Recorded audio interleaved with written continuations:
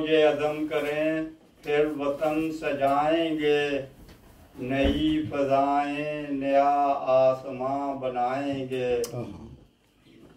ये अज़म कर लें कि अपना वतन बचाना है, नहीं बचाना फकत फिर इसे बसाएंगे। हर एक दुखी को अपना ही जानकर हम तो अखुवतों के तराने भी हम सुनाएंगे।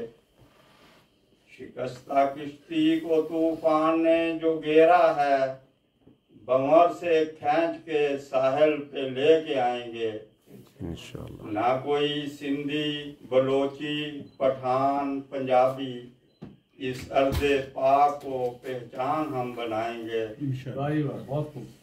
तफर्रुकात को हम मिलके मात देंगे। हम एक कौम है, दुनिया को हम दिखाएंगे।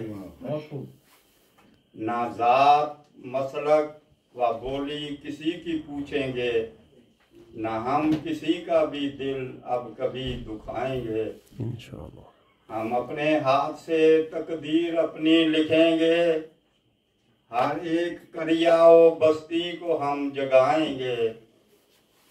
करेंगे दूर जहालत के अब अंधेरे हम, दिए अमन के हर एक राह पे जलाएंगे। चलो ये अज़म करें फिर वतन सजाएंगे, नई फजाएं नया आसमां बनाएंगे। बहुत